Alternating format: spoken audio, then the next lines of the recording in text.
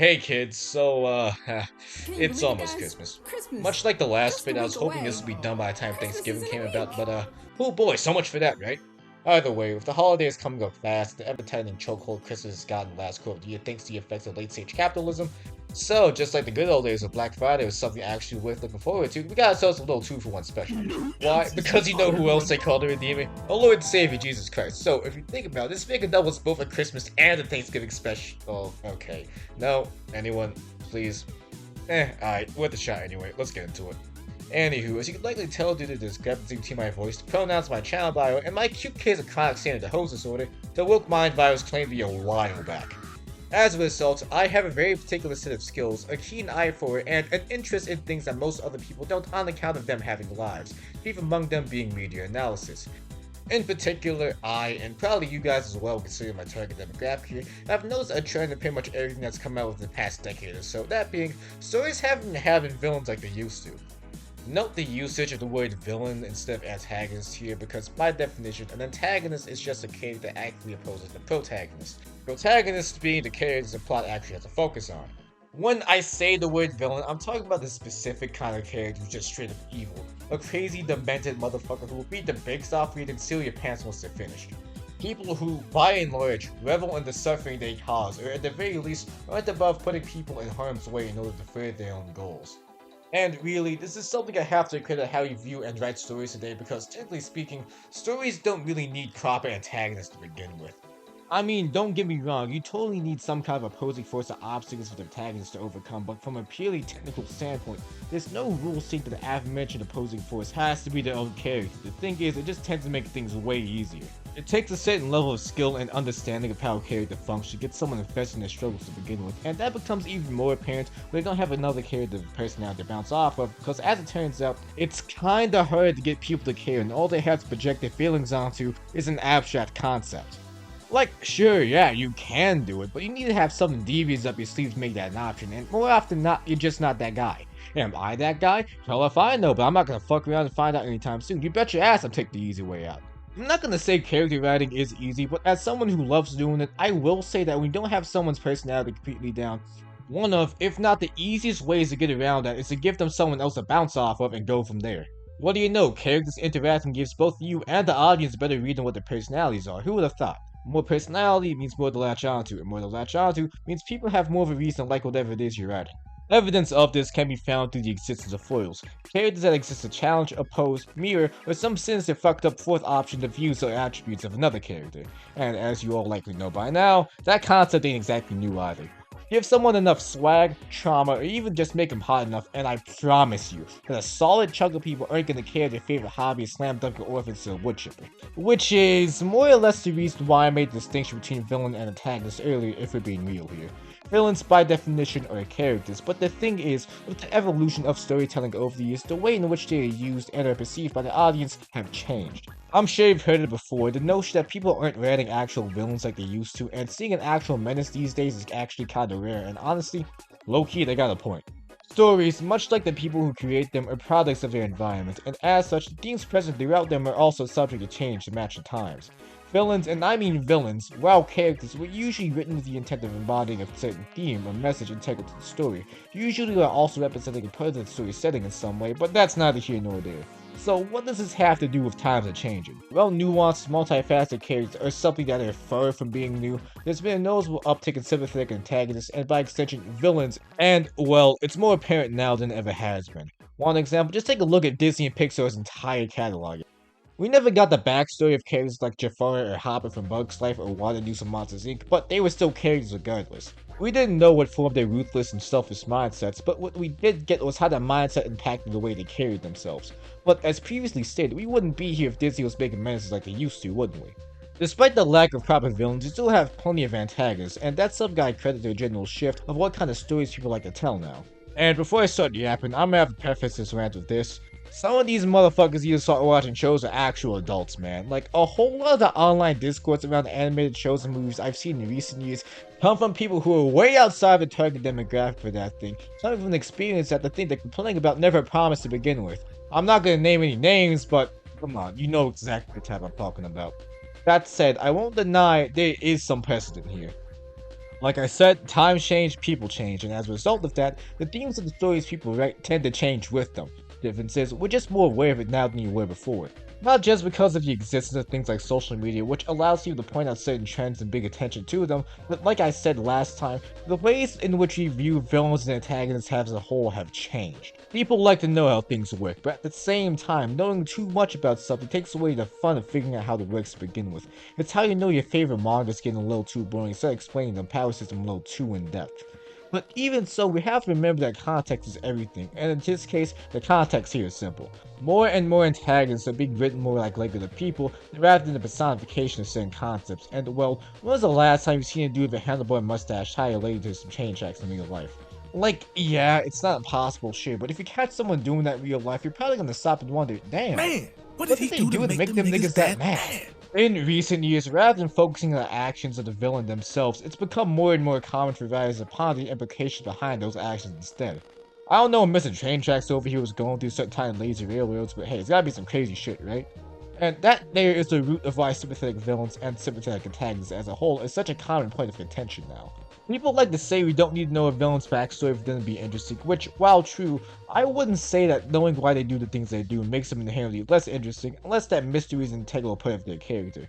However, and I cannot emphasize this enough, context is everything, and not only that, but context and justification aren't mutually inclusive. The biggest complaint about sympathetic antagonists, or really any villain of clear and somewhat relatable motives, is that people like to say that knowing their backstory makes it seem as if the writers want the audience to think that the antagonist is objectively correct.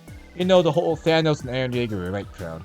But even so, I say that sympathetic villains can actually be more effective than unrepentant bastards people seem to miss so much, given the right context. I mean, hell, there's a reason why they seem to be so popular to begin with. When you write an antagonist as if they're a person rather than the personification of a certain concept or theme present in the story and its setting, it's easy for people to relate to and by extension project onto them. And while a character doesn't need to be relatable to be interesting, it does certainly help a great deal in terms of catching the audience's attention. Again, you don't necessarily need that to be the case, but you do gotta be built for that kind of stuff, and let's just say not everybody has that same luxury, but I digress. You write a good antagonist, the audience gets attached. You flip into the good side after some character development, and you got yourself one of the oldest free money glitches in the book. And now, for the moment you've all been waiting for. You see, in pro wrestling, you have heels. The bad guys who talk big and beat the dog shit out of the people to get the crowd mad at them. And then you have the faces, people who you buy tickets for to see them beat the dog shit out of the heels and be hype. And for those of you in the audience already familiar with pro wrestling, you've likely already heard of the heel term. The term used to describe a wrestler's transition from face to heel, the usual fall from grace trick. However, on the opposite end, you have the face turn. The face turn, of course, being when a wrestler goes from heel to face, going from an antagonistic force for the face to overcome, to a character that the audience has no problem actively rooting for. A redemption arc of sorts, if you will. I say this to point out that like all tropes, despite being more common nowadays, what we know as a redemption arc has existed for basically forever. Like I said before, it's a free money glitch. You take a character that people already like, maybe even more so than the main cast, and boom, you throw them into the mix and explore some new dynamics while they work out their own problems. It might not work for everyone, sure, but on paper you can't deny that's popular for a reason, and if done correctly, they can elevate the depth of a story by a lot. So why is it that people are so quick to judge when it happens now? Well, besides oversaturation and the ever-growing popularity of social media aiding and bringing attention to certain topics and making them seem more relevant than they actually are, which, while that may be a pretty big part of it, rather than just blaming it on social media, I say it more so boils down to the subjective nature of redemption as a whole. Making up for your mistakes in real life is hard enough as is, or just imagine you had thousands of people closely examining every single one of your worst decisions in real time. Now, take that feeling and then also take into account with that many people putting your actions under scrutiny, some nuance is just going to be lost. So not only do they know what you did, but they also don't know enough about it to probably make an impartial decision. And not to mention, that's assuming they want to come to an objective conclusion as is, because as you all know, it's not about what you read, it's not about what you know, it's not about what you've seen, it always has been, it always will be about the agenda. So, you see, redemption is a funny thing because in this connotation it has multiple meanings. You have redemption in the eyes of oneself, simply going past who you were previously, and then you have redemption in the eyes of others, otherwise known as forgiveness, the act of looking past one's flaws and other misdeeds instead of focus on who they are as a person now. While a character may be able to change for the better and grow past the person they were once before, it's still up to people they've hurt whether or not they want to forgive them, and as you can probably tell, this principle also applies to the audience. Sure, they might be able to move on, but it doesn't guarantee that the people they've hurt in the past can. For example, and I say this out of love and respect for the show that I've been writing for a solid decade or so now, we're gonna be talking about Steven Universe. The series is responsible for 1,000 people yapping about how cooked the Western animation is, instead of doing something productive with their time like, I don't know, filling out a job application. But more specifically, we're gonna be talking about the Diamonds. Especially Pink in this case, because she's a character with whom I've always had a very complicated relationship with. Which, in part, I owe to my very simple relationship to Spinel, who I have said and will continue to say is just like me for real, until the day I die. And going off of people's initial reactions to Steven Universe the movie, I'm sure many of you guys who were in the Steven Universe watching this could say the same. In hindsight, the entire plot of Steven Universe could be summed up as Steven the Gem seeing the direct and indirect consequences of Rose Quartz, aka Pink Diamond's actions. Is she incredibly flawed? Undeniably, but as complicated as my feelings are for her, I can't say she's a bad person. Not anymore at least. When we first hear about Pink Diamond, and I mean Pink Diamond, not Rose Quartz, the Gems put such emphasis on how much of a menace she used to be, being the one person Rose had to lock in and shatter because she could not be reasoned with. In the short flashes we did get to see of her before it was revealed that her and Rose were the same person, she was portrayed as a petulant brat who didn't care about anything much that wasn't herself. Which, considering what she did to Spinel in volleyball, wasn't too far from the truth, at first at least. Because, well, again, Pink and Rose are the same person. This decision to show her development in reverse, hyping up Rose as his paragon of virtue, before revealing the amount of learning, pain, and growth she had to go through before reaching that point which even then is greatly exaggerated, was a bold move. In a sense, Rose really did kill Pink because by the time Rose faked her death, she was a fundamentally different person than who she was when she was aligned with the other Diamonds. And looking back, considering the themes of Steven Universe, the entire arc is reminiscent of how it feels learning more about your parents as you get older. That feeling of becoming more and more disillusioned as time goes on, realizing that at the end of the day they're just people the same as you, people with their own flaws, interests, past, and things they've gotta work through. And then, when you realize they're not as perfect as you had thought, you start to question just how accurate that idealized version of them that you had in your head you grew up so enamored with actually was. It may have not been a choice that the fanbase took well initially, but in hindsight, I do appreciate it from a writing standpoint, and considering that the Pink Diamond twist was planned from the jump, they likely had this cooking since day one. With a little more time, the reaction from the fanbase probably wouldn't have been as mixed as it was initially. Well, that, and the vast majority of the fanbase of the time weren't exactly known for reading comprehension due to still being in middle school, so, you know. But hey, it is Steven Universe. The entire show is about learning how to cope with things out of your control, so it's only fitting that the show got hoed by the network, right? I say all of this to retread a point I feel like I could have explained a lot better in my first Steven Universe video, and that's the redemption of the Diamonds, which is a point of contention both in and out of the show's fanbase, and no lie, it had me feeling some kind of way at first too. Especially considering how hard they tried to hype him up. But again, what people at the time and even now failed to realize was that not only were they not meant to be these all-powerfully unyielding threats, but also, Steven Universe was never meant to be that kind of show to begin with.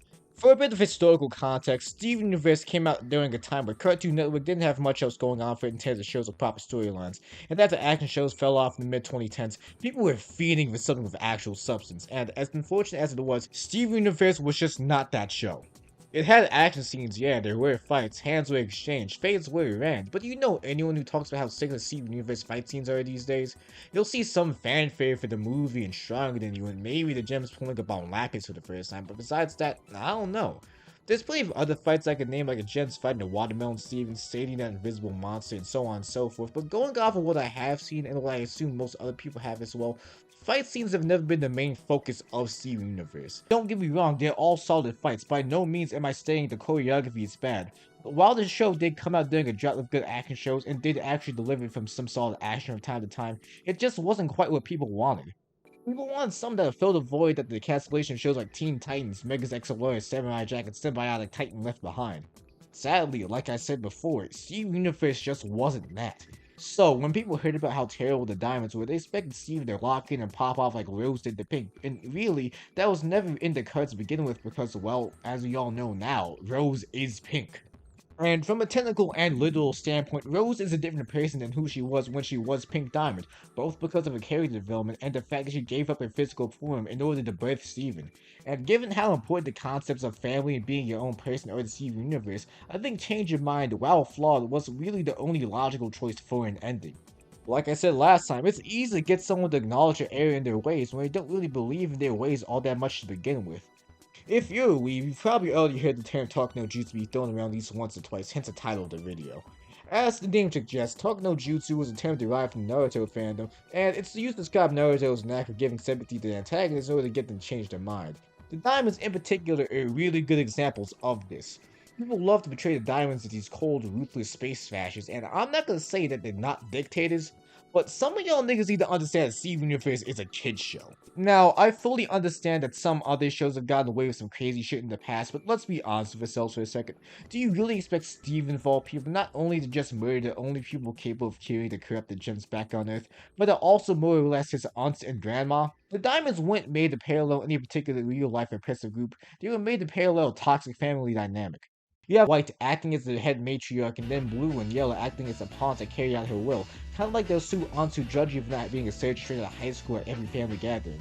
Going even further, the way they go about showing Rose's initial pleas that she made as Pink to get them to leave Earth alone illustrate this point even more.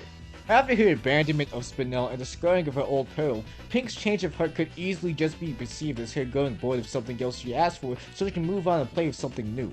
The existence of things such as a zoo didn't come from a genuine understanding of Pink's wants as a person, and acted more as a consolidated empty gesture to get her off their back on the Diamond's parts. And in all fairness, knowing Pink up until that point, the Diamonds had no reason to believe that she had betrayed, also tying into Pink's dehumanization at the hands of the Diamonds. Unable to see that Pink had grown past the bratty, childish perception they had of her, Pink realized that talking out just wouldn't work, and thus she formed the Crystal Gems. But keep in mind, the reason why Talk No Jutsu was so effective against him in the first place in the finale was because Steven saw how little sense the outlook made and made him aware of it. And while he didn't want to take the fight to them ever since Season 2, it should be acknowledged that we never really got to see the full scope of the Diamonds in their respective banks until the end of the series. So by the time Change Your Mind would come around, Steven realizes that there's no way he can take them on in a straight fight, thus necessitating the need for him to try and reason with them. As flawed as the show's Steven Universe may be, especially in regards to its ending, I can't fault it for being tonally inconsistent. Rushed, definitely. But for a show whose entire message revolves around learning more about the people around you so you can be a kinder, more mindful person that can deal with their problems in a healthy way, a surprising amount of people wanted some bloodshed. Granted, they did get that Steven Trasher moment they were waiting for in Steven with his future, but come on, do you really expect me to talk about future? That said, while the Diamonds are redeemed in the sense that they repent for their actions and now spend the rest of their time working to fix them, they aren't redeemed in the eyes of the people that they hurt, the Crystal Gems, particularly Steven. Just like those aunts that judge you at every family gathering, Steven puts up with them, but under no circumstance does he actually enjoy their company. They are better, he does spend time with them every so often, but every time he does have to visit, he doesn't spend more time than absolutely necessary, and during that time he's uncomfortable as all hell. And really, even after accepting the death of Pink, he's still treated as an extension of her, a died version of his mother that the Diamonds can use to fill the void. The same way that Pink wasn't viewed as her own person by the Diamonds, but rather as an extension of themselves. Or, in other words, the Diamonds are redeemed, but they're by no means forgiven, and the same goes with Pink and Rose. In spite of all of the objective good she has done during or before the events of the show, depending on how you want to look at it, it's clear that as a product of the Diamond Authority, there are a whole lot of things that need to be addressed when it comes with her. Her treatment of Volleyball and Spinel, the fact she never revealed her identity to the rest of the gems, her sealing away Biz without telling anyone what happened to her, and well, all I'm saying is, if Pink never asked for that colony, Earth wouldn't have had to deal with Homeworld to begin with.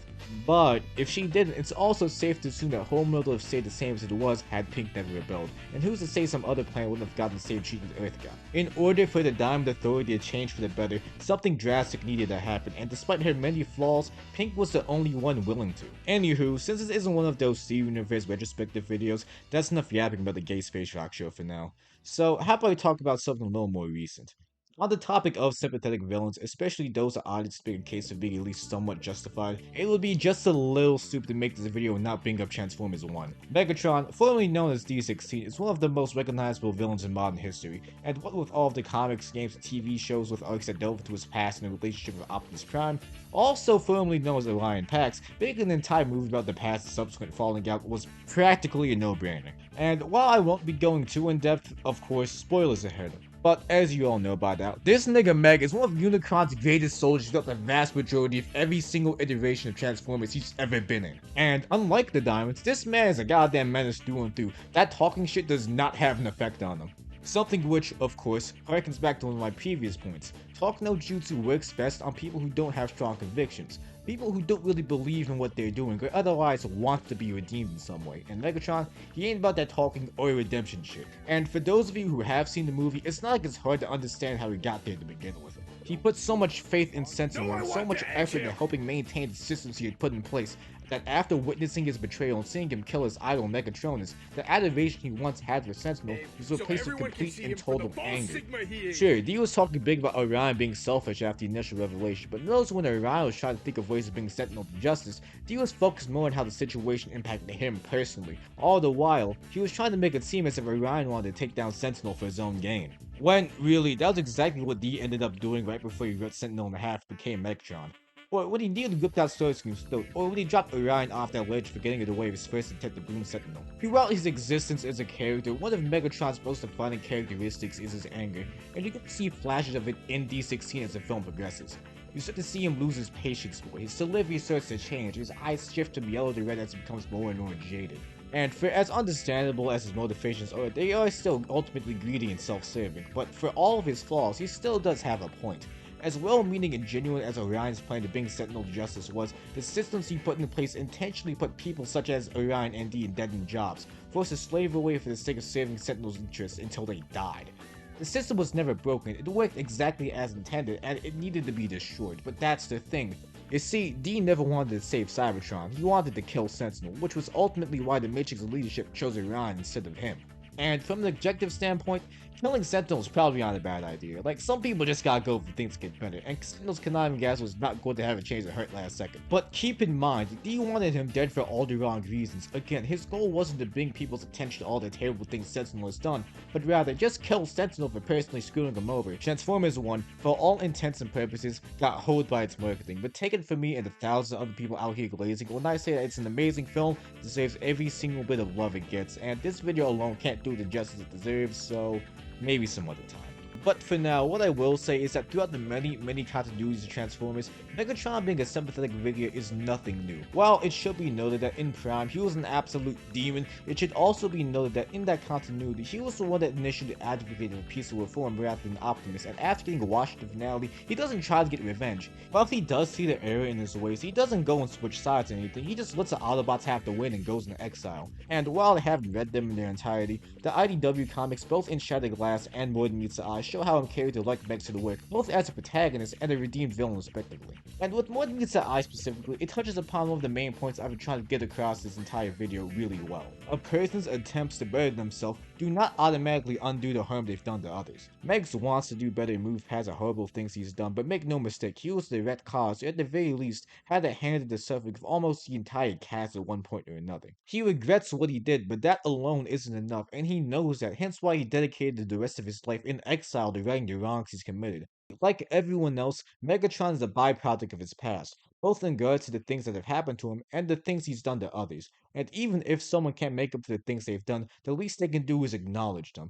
As for another good example of this, let's just take a look at Gene Cosmo as of Tekken 8, another widely beloved character who also just happens to be a war criminal, which, hey, compared to the rest of the Mishima family, isn't all too bad. He might have broken the Mishima cycle of generational abuse, but like, do not get it twisted, that man started World War III. So really, I guess what I'm trying to say is it all comes down to the expectations of the audience and the story being told. And to an extent, how much the audience likes a character being redeemed to begin with. People aren't defined by their past, but ultimately they are still byproducts of them, and whether or not you're willing to overlook what the person has done and focus on who they are now is entirely up to you. You are by no means obligated to forgive someone or give them your time just because they changed as a person and want you back in their life. And just because you may have hurt someone in the past, that doesn't mean you're no longer a person and capable of growth. We all got shit that's wrong with us. All that matters is how we deal with it. Breaking the cycle may be hard, but by acknowledging its existence to begin with, it's possible to free yourself from it and move on with your life. You might not be able to bring along everyone you want, but you might just meet a couple new people along the way. Moving on, it sucks for everyone, and for a while, it's gonna hurt like nothing else and be the first thing you think of every time you wake up in the morning, but eventually, it'll be the second, so in the meantime, just keep moving and do what you can to help speed it along. And really, I guess that's the last of all I have to say. Apologies for delays. A bitch been going through it, but I've been trying to lock back in. With all that said, thank you for coming, thank you for staying, and thank you for watching the show. It really does mean a lot. Like and sub if you want more. Drop comment too. I don't know, man. Be good people, y'all. Peace.